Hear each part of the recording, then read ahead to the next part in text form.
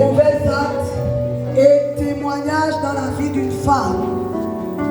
Malheureusement, le temps nous a fait défaut. Nous n'avons pas pu toucher à tous les aspects.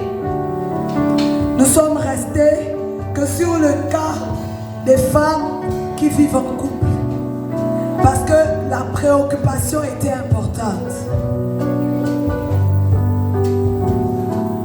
Pour faire simple et rapide, nous sommes partis du fait que beaucoup de fois, les mauvaises actions et les mauvais actes qui sont l'origine, qui ont pour origine le péché et toute forme d'esprit méchant, mauvais, qui manipulent les hommes et qui veulent mettre des obstacles dans les relations. Et nous avons poursuivi en se disant, chacune de ces choses inspirées, que ce soit par le péché, par l'égoïsme, par ce que nous ressentons, a des conséquences graves. Quel que soit l'endroit où on se situe, les conséquences sont graves. Parmi elles, nous avons pu citer, dans le cadre du foyer, une mauvaise atmosphère dans les couples,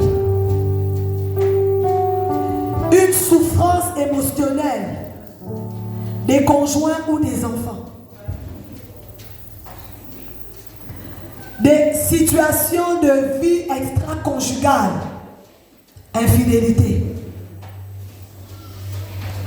Et au pire des cas, la séparation ou même le meurtre ou le suicide. Ce sont les conséquences que nous avons énumérées, je dirais même les blessures émotionnelles. Et enfin, l'obstacle à la conversion. Dans cet atelier, nous avons pris conscience que chacun des actes que nous posons ont des conséquences. Et que devant toutes les fois où nous aurions à poser de tels actes, nous devons simplement nous poser la question de savoir quel est le choix que nous faisons. Le choix de subir la situation qui nous pousse à poser l'action, ou le choix de la conséquence que nous avons énumérée. Et dans les deux cas, nous avons vu, ou du moins dans ce choix entre les deux, nous avons vu que les conséquences sont terribles. Que les conséquences sont terribles. Être responsable de la non-conversion de quelqu'un, c'est terrible. Être responsable de la déchéance d'un enfant, c'est terrible. Être responsable de la déchéance de la société, c'est terrible. Et nous avons pris conscience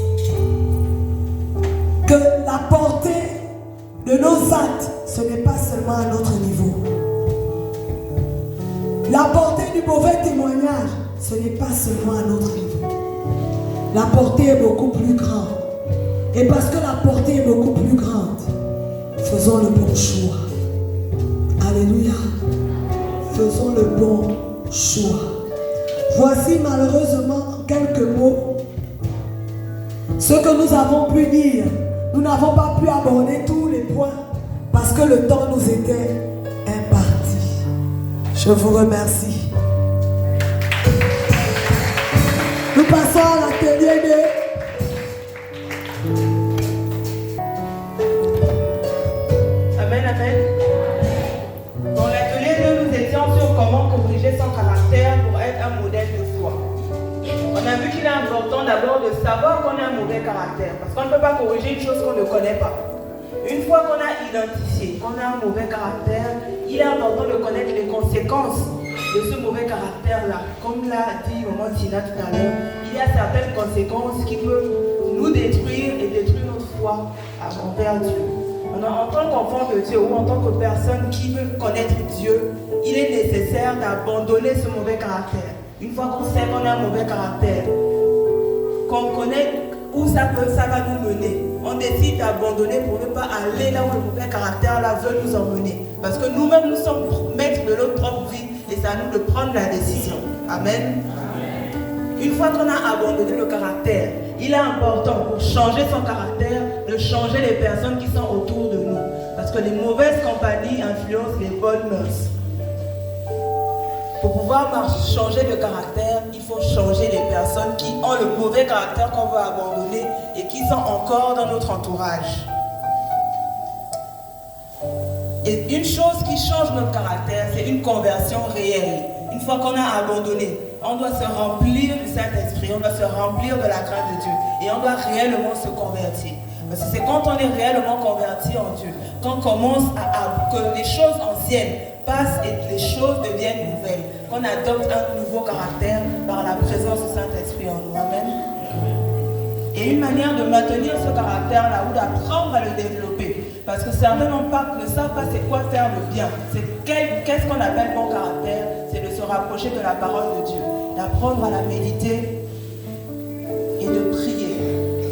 Et en conclusion, pour pouvoir changer de caractère, il est important de savoir qui on est, d'accepter ce que nous sommes, de décider de tout abandonner, de s'attacher à Dieu et de craindre Dieu. Parce que la prière sans la crainte de Dieu est vaine. Quand on craint Dieu, c'est le début du changement. Amen.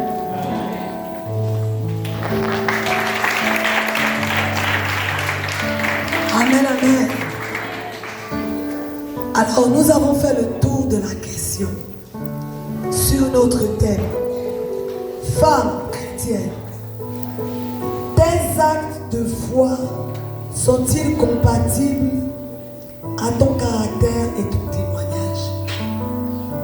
Est-ce que les actes que tu poses traduisent le fait que tu sois une femme chrétienne? Est-ce que quand on te voit, on peut dire que tu es chrétienne? On a compris que nous luttons avec certaines choses. Et aujourd'hui, on a compris que c'est possible de s'en défaire. C'est possible de s'en défaire. Et comme nous l'avons fait ce soir en priant, nous avons pris la décision d'être engagés face à cela afin de se débarrasser.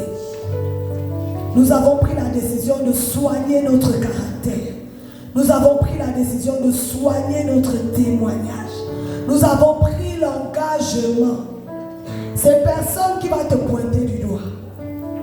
C'est l'Esprit de Dieu qui va t'interpeller. Toutes les fois. N'éteignons pas l'Esprit. Écoutons la voix de l'Esprit qui nous parle. Lorsque nous avons mal agi. Lorsque nous avons mal dit. Alléluia. Est-ce qu'il y a quelqu'un dans cette salle qui pense qu'il a été béni? Qui croit que pour lui quelque chose s'est passé?